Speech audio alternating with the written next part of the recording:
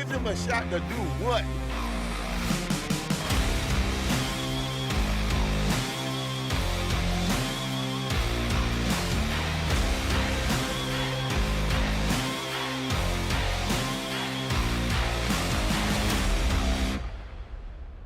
In and out of the iHeart studio in Philly. It's where we are right now. You've been in and out all week, I feel like, helping John Jansen and Sean Brace and just bringing some special guests this week. I feel like I decided I had to meet you out here. Yeah, no. There's no getting out of it. I told Brace, I was like, you guys started talking hockey and you summoned my co-host to come down here. The other day, Thursday, I was stuck in traffic, came on down. And of course, they're talking hockey and the Flyers. And of course, I was 20 minutes away from the building. I'm like, would have been perfect timing. But we could talk a little bit of hockey at the end of the show today for anybody that is a Flyers fan that thinks is their hope. Trade deadline was today. Did the Flyers make a move? Did they not make a move? Is anything going to help? But let's talk about what you brought to iHeart. Yeah. Your little piece of us. Our home, yeah. So Todd called in to the Daily Ticket with Sean Brace and John Jansen to talk about his new venture, Foul Territory, an awesome show Monday through Friday, streaming on YouTube, Twitch, you name it. Monday through Friday, starting at 11 a.m. and they go until, an hour, 2 hours, whatever. But they're talking everything. Baseball, they've already had amazing guests this week. There's been two shows so far, yeah. So, but it's every single day. So by the time you're watching this or listening to this, they've had 5 shows. That's awesome. Yeah. So, it was pretty cool. I told them what I was doing here, and I was like, hey, it'd be really cool if you went on my boss's show. Give me those brownie points, bro. And he's like, say less. He called in. I was nervous because those Frasers sometimes are slippery, dude. We interviewed his entire family at his charity event, and he's like, I gotta go, I'll see you. His dad's like, what is this for? All right, 3 questions. No, he came through. I saw the beads of sweats on your eyebrow, like, I don't like he's gonna call. Is he gonna call? I don't like saying I'm gonna do something unless we're gonna do it, right? Of and course. Like, and it wasn't like the A-Rod moment, because nobody expected us to book A-Rod, right? God, no. So it was like there was no failure in this. Todd, like, we run into him accidentally, at charity events. He's everywhere. So that wasn't something that I didn't think I could bring. And also, like, Brace cut the promo of all promos. Go on our Fox PHL, The Gambler, Twitter, Instagram, whatever, and you'll hear it. They had a great back and forth, but also we promoted the heck out of that show when Todd was on. Oh yeah. So what's funny is what you just said, and those of you that have been following us for years now know when Mike says we're gonna do something, it happens, and that started with A-Rod, because you had said, dude, A-Rod's coming on. And we were like, yeah, okay, buddy. Yeah. I was like, all right, I'll jump on with you for A-Rod. Ooh, who's next? Babe Ruth? You know what I mean? And then could have quickly become like an intervention to stop podcasting, Mike. Like, it could have. But I was really like, we'll entertain it. And then that was the start. Now every time that Mike says something, everyone, it's like, we're doing it. Yeah, I guess we're doing it. It's gonna happen. Yeah, it could be the most outlandish thing. He's like, yeah, we're just gonna base jump off of the Empire State Building, and I'm without a parachute. Well, I guess that's base jumping, right? Well, I thought base jumping is a parachute. Is it? I think the only difference between base jumping and like parachuting or skydiving is just skydiving's out of a plane. Listen, the only jumping I'm doing is jacks, and I haven't done that since God only knows when. I know the NFL Combine's on, and Brace made the joke yesterday on show. It's the underwear Olympics, because all they do is they're so Under Armour, dry fit, everything's glued to them, and they're just running around. It really is. Extra small shirts. It's like, how big are you? You're 400 pounds. All right, here's a child small. Put it on. It's come a long way since Tom Brady's tighty whitey pick out there. But baseball's back, guys. We're about week 2, end of week 2 for spring training. And good news, it's March. At the end of this month, you will have watched a regular season baseball game. Nah, it's awesome, dude. It was 60 degrees out the other day. It just, you could feel spring, so it's going to happen that first week of baseball, right? I know, dude. I'm so pumped. Impending snow. It's going to be a foot of snow all throughout the tri-state area. So you don't need your weatherman. Just pin it. The first New York home game or Philadelphia home game, there will be snow. I gave that heavy duty bullpen Yankee jacket to Carl. I might have to ask for that back. You did. Yeah, that's I was right. like, I was getting rid of a whole bunch of jackets. I'm like, dude, I wore it one time because probably the last time the Yankees made it far in the playoffs. It was October, and I wore it. I'm like, this is in my closet. I'm getting rid of this. Carl was like, I'll take it. I might have to ask for it back. Yeah, that was on Thanksgiving too. You gave it to him. I gave it to him that day. Say that's the giving season. Yeah, on Thanksgiving. You're very thankful. But baseball's back. Spring training has been interesting, to say the least. Also, knowing how bougie Carl is, he probably only wore it once too. Probably. It's just, dude, it's okay. I don't want to sound bougie here myself. It's an authentic dugout jacket. It's like one of those things that's cool to just own and just wear it's like I got Dan Marino retro jerseys that never leave my closet because I don't want to get hot sauce on them. You know what I mean? Like, it's just, I don't know. What I don't know is I don't know where to look. Like, you're over here, the screen's here, the camera's here, and I'm just confused. Like, I feel like John Travolta, that meme where just looking at everything. Yeah. I tell you what you look like, and when you look forward at the monitor that has us, you look like one of those guys in any movie where like a rocket ship is blasting off. Like you work for NASA and you're at a desk in a computer, and exactly. T-minus 12, 11. That's what you look like. I'm in the video part of when they were interviewing Todd, because I was doing the video for them and interjecting whenever they needed, kind of being that producer type thing, which Jerm does for us a lot. But it was funny because like when he was on, I had the headphones like this and I go thumbs up, and then I felt like we landed. Todd Frazier has landed on the moon. We have connection. I know those headphones are so terrible, but I love it when you wear them or don't wear them, because you have to hold it next to your ear like a 90s Mariah Carey Boys to Men video to where you're in the studio with the one headphone to the ear. Yeah. Yeah. Let's get into spring training, because there's one thing I want to bring up before we bring up some of the weird stuff. Mm-hmm. There was a lot of weird stuff. Let's talk conspiracy here. Okay. Pitch clock, batter clock, whatever you want to call it. I guess it's all the pitch clock, because there's pitch clock restrictions for both the pitcher and the batter. Yeah. Every team seems to be adjusting well on the batting side, except for one. Houston Astros. Yeah. They're like, wait, we don't know what pitch's coming. Yeah, exactly. So they're 3-4 years removed from the whole investigation, cheating scandal, garbage can, whatever you want to call it. However, it always comes up because they haven't stopped losing. So I guess people that might have been in denial just kind of think there's no way they can be that good. There's got to be another way that they're cheating. But the fact that they're struggling, or the batters are struggling with this pitch clock, and they're getting the pitch clock violation, and theyese are tie ball games. Yeah, they're spring training. They don't matter, but this is what we practice for, the show, for the real deal, the regular season. And the fact that every team seems to be adapting except for the Astros kind of waves I won't say a red flag, but we'll say a tinfoil hat here for all you conspiracy theorists that think that there was some way that they were still cheating. Are they waiting for some sort of signal about what pitch is coming? Are they trying to beat some sort of system, or at least figure out this system? Like, what is going on? I mean, it's only a handful of players, but now is the time to just get in the box and be a baseball player. Treat it like it's college all over again, man. You get in, you see the pitches, you see what happened, and you react. I love that you said we're going to wait to get into the weird stuff, and then you started with the most weirdest one.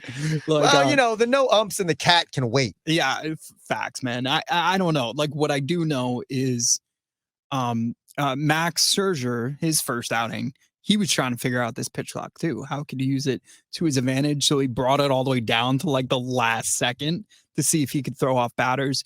He did a bunch of fun stuff, but also, like, you could see he was trying to figure out a way he could manipulate the pitch clock. Of course. And the pickoff, I think it's going to become way more strategic than ever, because now as a batter, I know if I could convince him to throw over a few times, pretty much could get myself a free bag if I play my cards right. So you're going to see speed back in the game, especially in key situations towards the end of the game. And I like that move, So, well, the pitch clock, for those of you that don't know right now, is if there is nobody on base, the pitcher must start their windup 15 seconds. Mm-hmm. If there is somebody on base, it's 20 seconds. Right. This obviously gives the runner the advantage. Mm-hmm.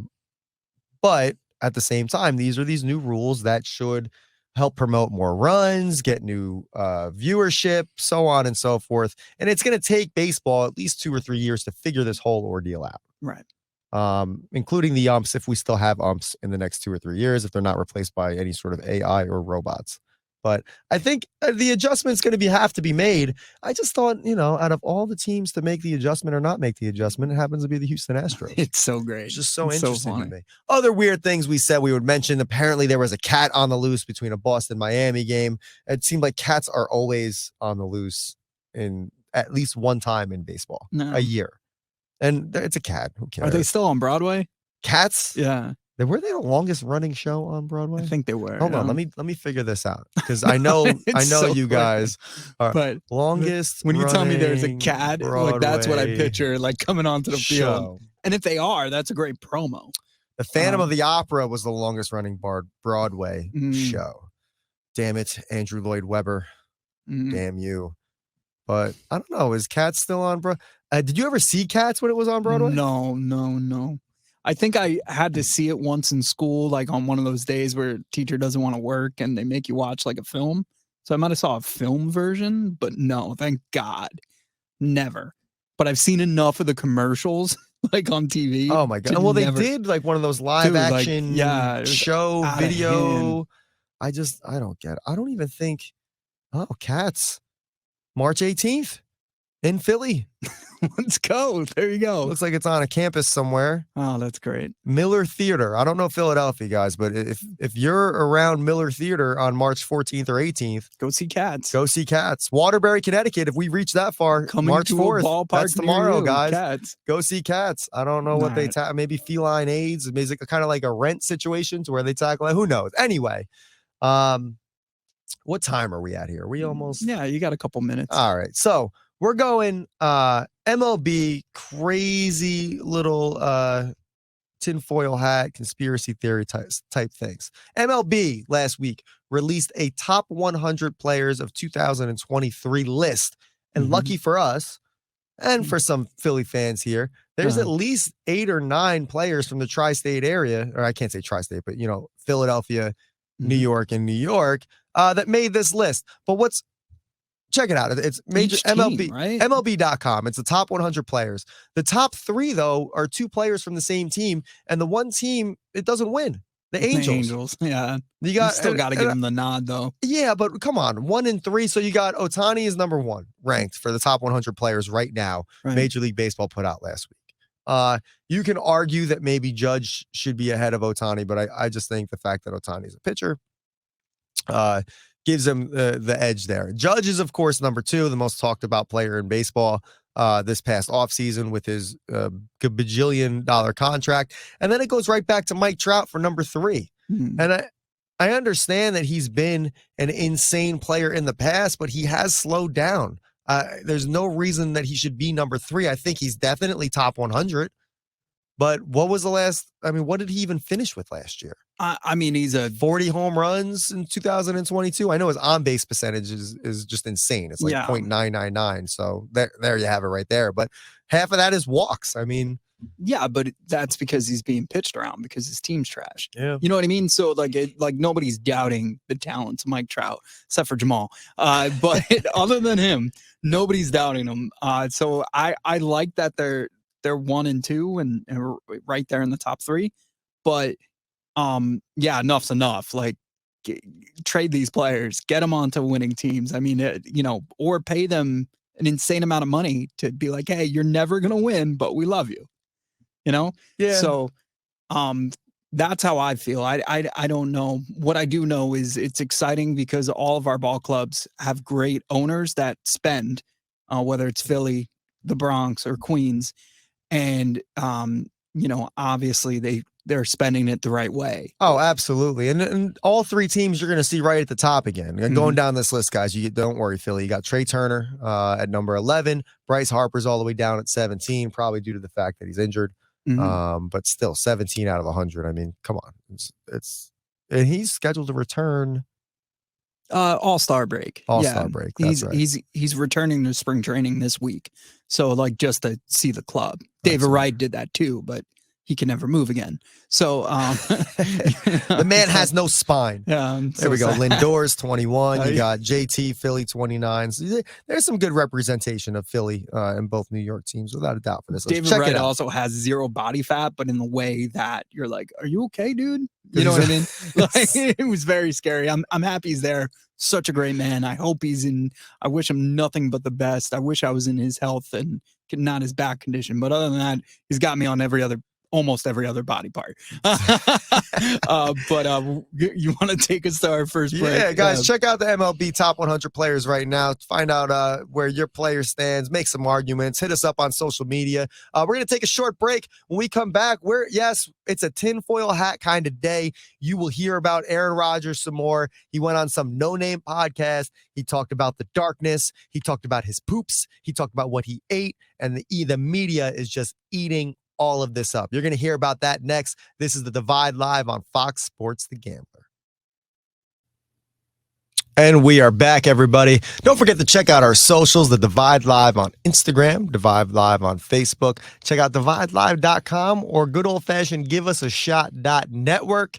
iHeartRadio, The Gambler. Let's talk about something that we are all sick of talking about. Corey. Hey, I'll take it. Sometimes I'm annoying. Like, when we did Brace's show yesterday, it was 4 of us in there. I had no problem just standing against the wall. You did, yeah. You played. I did. And for a person that you have to literally rip the microphone out of my hands. I was proud of you. I was proud of you. And they were talking about the Cowboys, and I could tell you were like, I was pinching myself. It actually shut me up too, because I didn't want to say anything, because I wanted to say like how like that coaching's been a mess before they were even signed by the Cowboys, because like, remember, he tried like to overthink it. He like created his own concept and team in his garage and kept his offensive coordinator around and like hired these people. And like, I don't know. It was just, it's a failed project. And you're talking about Mike McCarthy and the Cowboys? Yes. Yeah. Mike, absolutely. It's been failed and it's just miserable. And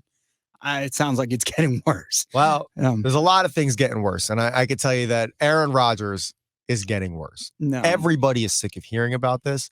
We're our own worst enemy right now as media personnel, because we keep talking about it. But nevertheless, we talked about the darkness retreat last week. Aaron Rodgers submerged from the darkness. He went on with Aubrey Marcus to talk about his whole retreat on a podcast. I don't know if it was Aaron's podcast, if it was Aubrey Marcus's podcast. Aubrey Marcus is some holistic health guy, entrepreneur. Again, the amount of research I put into this, of course he is. It's just basically how the darkness illuminated his future. Aaron Rodgers didn't talk about anything about his future. He talked about, is he one of those glowworms? Like, you put it in, like, what are we talking about? It was a huge waste of my time to even listen to some of it and read it. So here, I'll give you all the quick version and we can hate on it and keep it moving. Aaron Rodgers did not have a problem pooping in the dark. That was an actual discussion that took place. They said he ate very healthy, which made his poops a lot easier. And he could tell that all of them, because it's impossible, he was in pitch black, he didn't know what he was wiping, but he had said they were 2 wipers at most. Most of the time, he felt like he didn't even have to. No. That was a legitimate statement. Listen, from a professional quarterback on a holistic health podcast. Sitting down and going to the bathroom in the dark is not an accomplishment. Notice he said he didn't have any trouble pooping. Of course. So that means he peed all over the place. Like, let's be real. Like, if you meant, the poops were great. Like, well, that's the thing. Starch. He asked, how'd you brush your teeth? He squirted the toothpaste in his mouth and then brushed his teeth that way because he couldn't tell if he was hitting the toothbrush. And he's like, and then you telling me you got no problem wiping your butt? Again, if you got problems brushing your teeth, dude, that wasn't the brush. But or it wasn't the toothpaste. No, I don't know. One or the other. I get what he's doing. And I figured out this is my problem. Senseless. He is his own source of content right now. Yeah, that's a fair point, but he's not monetizing it yet. Not yet. And I feel like people are going to get sick of it before he does. Actually, we should put ourselves in check about that. Right. But it's just, he ate healthy. He basically said, as far as mental health goes, we're not going to make fun of that aspect. If that's what you think you need to do for your mental health. But he doesn't even say, he says it just made him realize he needs to make a decision sooner rather than later. And he quoted Ted Lasso, which was actually a Walt Whitman quote in the podcast. It was just, be curious, not judgmental. And he just, I don't know. He just, whatever. Yeah, I don't know. Like it's cool. Like whatever you want to do. It's just, I don't know why I have to hear about it.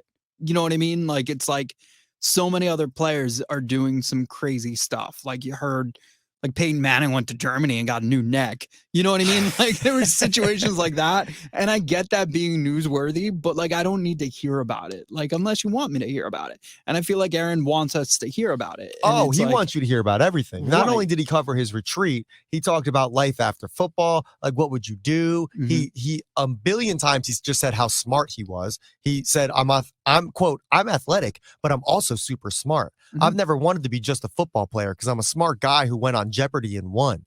It was Celebrity Jeopardy that blah, blah, blah, blah, blah. Like, dude, you went on Celebrity Jeopardy. I get questions right for Celebrity Jeopardy. He beat Donald Trump and Omarosa.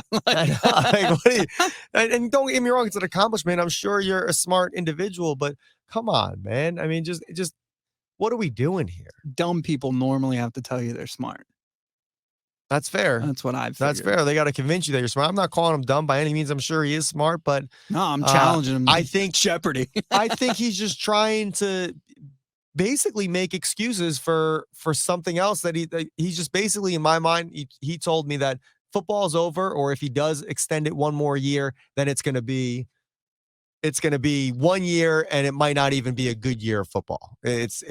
I'm more than a football player. I actually can do this, this, and this, and then just kind of ride off into the sunset the old fashioned way. Awesome. I mean, it's just, I don't know. I'm tired of it. It angers me, but I can't stop talking about it. Mm-hmm. Let's switch. Yeah, please. Let's go from smart. Let's go from smart people to stupid people. Okay. And I'm talking about Matthew Mayer. No. From Illinois. March Madness is coming up, and even though we are not huge basketball guys, we are going to talk some sort of basketball. However, this is not the basketball you might have in mind, the gambler. This was not who's going to win the tournament, the bracket. It's none of that stuff. We're talking about caffeine poisoning. So Illinois basketball player Matthew Mayer says he got caffeine poisoning after drinking 6 energy drinks.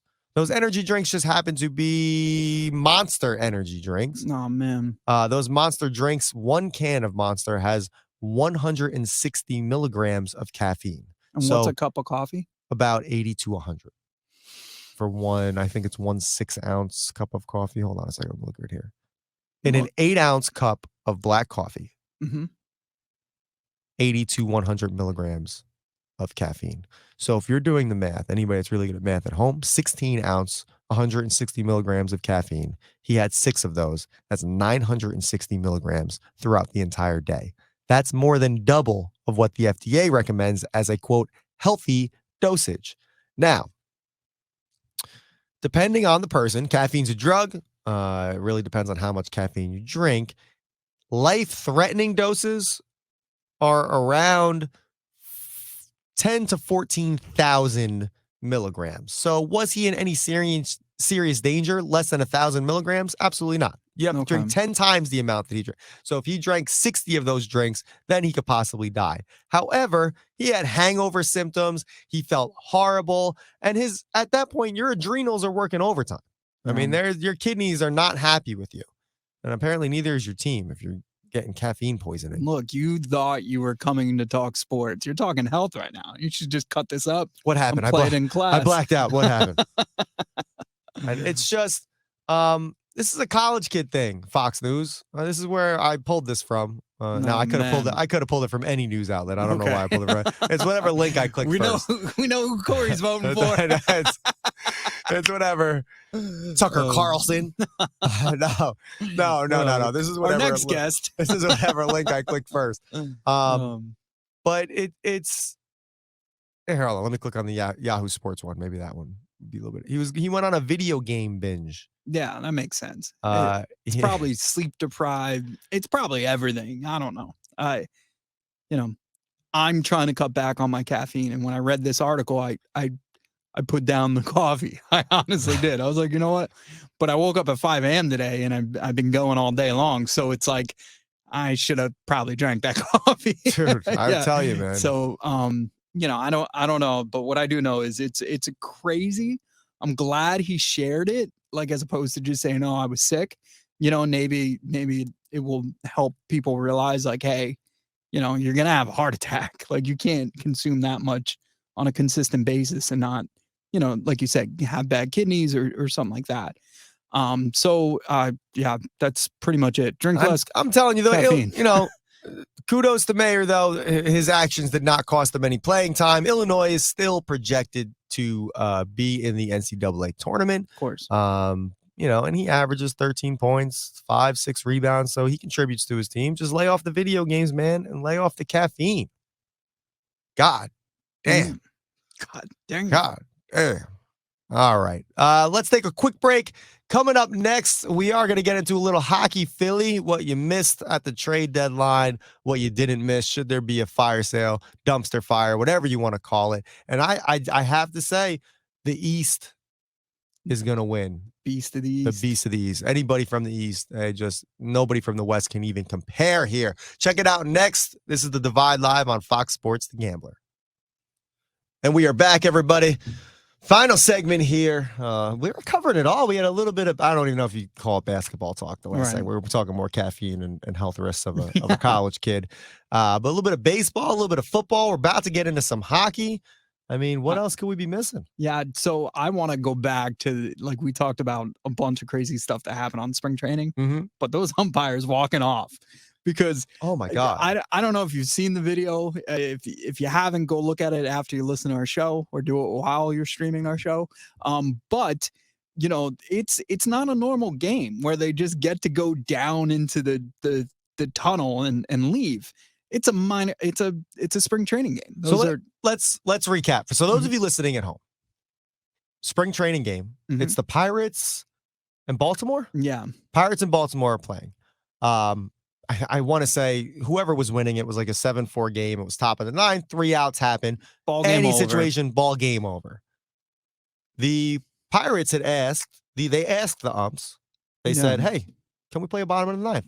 No. Now that happens at the high school level, I know for sure. Of course. And most of the time the umps go, "Yeah, not there." No, not there. So go ahead, take it away from there. So both teams knew that they were going to play this bottom of the ninth. I guess the umps decided, we don't get paid for this. I don't check cash. Yeah. So, but the funniest thing is they didn't have. Not only did they walk off the field, so the only team that hit a walk off for that game were the umps, which is great. But they had to walk from home plate through the outfield to their cars. Like, literally through a gate, got their cars and drove away. It was hilarious. It's so funny because of the magnitude of it's still televised. Like, the broadcaster stayed, everybody stayed. They're having a field day. I mean, but it takes away. The minute you always complain about the umps, but the minute they were gone, the game was gone. You know what I mean? Like now you have the catcher calling balls and strikes. It just, now you're like, okay, this is an actual scrimmage. Like, this is practice. Correct. But yeah. I think it had a very Sandlot feel to it. I mean, spring training is fun for the fans just as much as it is for the players. You get to see things that you're not going to see. It's a very loose lineup, a lot more interaction between fans and players. They're not the greatest games. There's a lot of mistakes. A lot of young guys play. You might not get to see your favorite player, but it's a very personal environment. You went down one year. Yeah. Unfortunately, it was the COVID year and the strike year. That's sorry. Right. It was supposed to be COVID. It was year. just Mike by himself. Yeah, everybody. It wasn't just the umps. Everybody walked off that year. Yeah. So it was pretty. Thanks for bringing that up, by the way. I forgot completely what year it is, dude. We had this whole thing planned. We're gonna do Disney, and I realized we should do the baseball game first, so that Peyton would behave a little bit more. She loves the Mets, don't get me wrong, but she loves her mouse more. Mickey Mouse is king. You know, Dad's not king. Mickey is. Of course. So anyway, we were going to go, and obviously we get there, and there was hopes there was going to be a game. There wasn't. The Mets were cool about it. They sent us jerseys, all this cool stuff as an apology. So Steve Cohen did his thing, but it was definitely a crappy situation. So yeah, everybody walked away from me. Thanks, man. I'm just happy to bring it up, guys. I am. But anyway, it had a Sandlot feel to it. It did. The announcers were trying to call balls and strikes. It finished. It was 1-2-3, but no, it was really quick, actually. And honestly, that speaks volumes. You got two teams. They're professionals. These guys are paid, just like the umps were. Hey, just what's 3 more outs? But also, like, the rules have changed, so you're still learning this. So it's just one more opportunity both teams had, of course, to learn the pitch clock, to learn the rules, right? To work on a new rhythm. Because you noticed your guy, the baby pitcher, he had to change his rhythm. So like everybody's changing up. So I mean, to react differently to a game that has finally changed. I think. What is your take? I want the Mike Powers take on these refs. Is it shame on them? Or are you looking at it like, look, we're all adults. They have a job. Their job was done, and they left. Yeah, I don't know if it's a union thing. I don't know, like, if maybe there was some conversations they didn't like in the beginning. I don't know if it's a miscommunication. I don't know. But, seeing interact, like, umpires are around these players as much as other teams are around. So, like, they have a feel for every ball club. So you would think there was some kind of courtesy or understanding that they would be willing to do this. So maybe it's a union thing. I don't know. Maybe they're not happy with how they're getting paid. You don't like my calls. Well, now I'm not going to give them to you. I don't know what the move was, but it was everybody else knew that the bottom of the 9th was going to occur. But the umps just kept walking. Like, you did see the stands start to leave a little bit, but then they came back once they saw the players coming back on the field. So there was no real conversation that made it seem like anybody was trying to convince them to stay. I don't care about the union. Shame on you, refs. Or umps. Shame on you, umps. Yeah. What's 3 more outs? You're in Florida. No. It's not like the weather's getting bad. It's not like you're back up here in New York or Philly, and it's, I don't know, it could be 60, it could be 30. Who knows? But come on. 3 more outs. Fans are there playing baseball. New rules. Get out of here. How do you feel? I mean, I feel like the Devils came out of the gate and they were one of those strongest teams in hockey. They had their ups and downs. Correct. Since then. It's been a little rocky, but now the Rangers seem to have started to take over the tri-state area. No, it's not true at all. I see a lot of value, man, in that odds. I think it's plus 1,300 right now for them to win it all. Or is that the futures bet? Is it that high still? I think, yeah, that's what I'm saying. That actually surprises me. You go ahead and pull that up. I'll talk. Let's talk some tri-city hockey here, some tri-state hockey.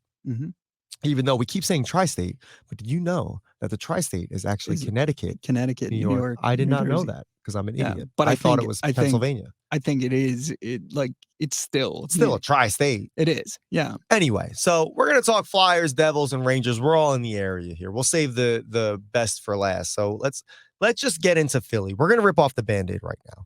Philadelphia, John Tortorella was not your solution, but at the same time, it is not entirely his fault. He has nothing to work with. Very little cap space to play around with. You guys you didn't do anything big at the trade deadline. You didn't. You have a goaltender that could be a franchise goaltender with heart. And honestly, the time is now, what I would say, and you're not going to like it. He's got value. Move him somewhere. Yeah. Move him somewhere. Get something you can build around. Goaltenders are a dime a dozen. Draft one if you have to. Develop one. But you got to move them out. You have a decent goaltender with nobody to build around. You're the New York Rangers 4 years ago with Lundqvist. All right? It's not fair to leave him there. Send him anywhere. It doesn't matter, but you guys got to start from scratch. You're not going to like it. It's going to take 2 or 3 years, but you can get back to where you were 6-7 years ago. Right now, you guys are last in pretty much everything. Power play, shots on goal, shots against, goals scored. You're at 27, 28, 29 out of 32. It's not looking good for you guys. But if you start to rebuild and move younger, you got Van Riemsdyk, a Jersey boy. He did great things for you. He's got the scorer's touch. You got to get him out and move somebody in. That's it. That's all the time we're going to spend on the Flyers. It could start with your general manager. You can go all the way up to ownership, but something needs to change, and you guys need a legitimate plan because you're flying without one right now. Or if you do have one, it's not a good one. You need to change it. So I shouldn't be hitting the plus 50,000 for the Flyers to win it all. No way. Oh, there's no chance. There's no chance. 501. That's and great. You could even argue it's a tough division that you guys are playing in. I mean, the Flyers, you're competing with the Hurricanes, the Devils, the Rangers, even the Islanders, the Pittsburgh Penguins, Washington Capitals. I mean, if you're going to put it in baseball talk, you are the AL or NL East. I mean, the Metropolitan Division is polished with good teams. However, the Flyers, you're just not one of them. Yeah, you're nowhere near a wild card spot, and it's even if you were. You couldn't handle the Atlantic Division. You might be able to compete with some teams on the West, but no one that's making the postseason. So it's just a better luck next year at this point in time. Well, I don't think they can do what you said because the fan base is already leaving them. They need to act fast. They are now 5th in Philadelphia sports. I know. It goes Eagles, Phillies, Sixers, and you can move the Sixers and Phillies around. The Union, and then the Flyers. I know. I heard Brace say that yesterday. And as much as I agree, absolutely, but that's any sport. All the other franchises are winning. Yeah. So of course, Eagles, Phillies, Union, Sixers, you guys are all winning clubs right now. So any one of them can move out of the top 4 spot at any time. And the Flyers have been there. Listen, the last game you guys played was against the Rangers, and it was a 3-2 overtime win. It wasn't a bad game. It was just another loss in a string of bad losses. The problem, and the Phillies had this problem before they went on a tear in the summer, was the fans. There were more Rangers fans in Wells Fargo Center than there were Flyers fans. Facts. You and I used to be scared to go to Wells Fargo and root for any other team but the Flyers. No, yeah. We went with a Rangers group one time because a friend of ours is a huge Ranger fan. We had extra tickets. We went and the Rangers won. Flyer fans, you were not happy. Mike and I left the building. We looked at the concrete. We didn't look up. We beeline for our car, and that was it. Then we barely made it out of there alive. But there's no way. And if you asked me 5 years ago if I thought that there'd be more Ranger fans in Wells Fargo against the Fly, no way. Shot. No matter how good or bad you guys have ever done, you've always filled that stadium. It's crazy times, man. It is crazy. I mean, let's talk about some positive hockey. Both the Rangers and Devils right now on DraftKings plus 1,300.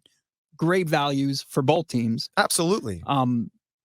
You mentioned the last time they both met, and now they right now, if the season ended today, they're meeting each other in the first round. Correct. Right. So the last time the Rangers and Devils met first round was 2012, I believe. And that was Johnny Tortorella. And that was Johnny Torts with the Rangers. And he had that slide out and pretty much lay down on the puck, and they had to change the rules for that man.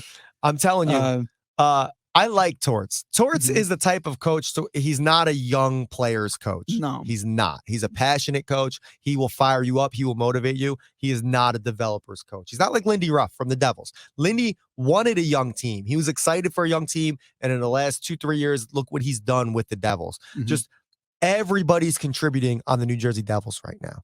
The Flyers, you guys lost to us with 7 different goal scorers this past a little less than a week ago, last Saturday. And then they did it again against the Avalanche Devils Wednesday.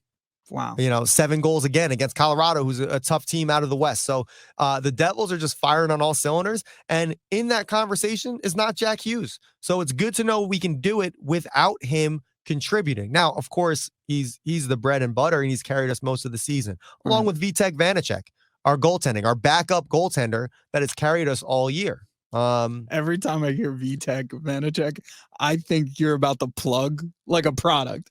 Let me tell you about VTech. He's a product, all right. He's a product. That man's insane. I was like, did he just segue into a commercial? VTech Vanacek. As it slates right now, if the season were to end today, you would have the Rangers and the Devils matched up against each other. You'd have the Hurricanes and the Islanders matched up. The Maple Leafs, and this is all out of the East. Maple Leafs and Tampa Bay play each other. The Bruins play Pittsburgh. So what you would basically have in the second round after a 7-game series, the Boston would probably beat the Penguins and move on. The Leafs Lightning matchup would be tough. Now, granted, this could change a million times before now in playoffs, but I would give the edge to the Maple Leafs. You'd have Boston Maple Leafs. That would be tough. Of course, I'm not going to say the New Jersey Devils are going to lose because I'm a Devils fan. However, the Devils Rangers would be a great series. Yeah, I'm excited for that. If that happens, that's exciting. And that's short trip. It's a bus ride across the river. Yeah. It's going to be great, exciting hockey, perfect for this area. But whoever wins, Devils, Rangers, they would end up advancing to play the Hurricanes. If the Islanders stay in the wild card spot, they face up against the Canes. The Canes have just been wheeling and dealing, and there's no stopping them, no slowing them down. I would like to see the Islanders finally lose. Like, I know they haven't really won much, but like I'm just like tired of always seeing, and I know a lot of hockey teams go into the playoffs. Just when there was bad Ranger hockey and bad Devils hockey, the Islanders were still good, and I'm just tired of it. Well, their last year at the Coliseum was a great one. A young squad they put together. They made the playoffs for the first time in how long, and it was electric. But it's been too hot and cold for them. They don't have a goal scorer, along with defense and a few other things.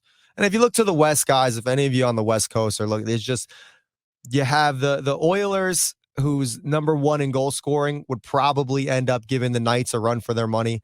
And you have the Stars. I think Dallas would end up going a long, long way in the playoffs. So between those three teams, I just don't think anybody from the West, the Knights, the Oilers, the Stars, I don't think they have what it takes to keep up with anybody from the East.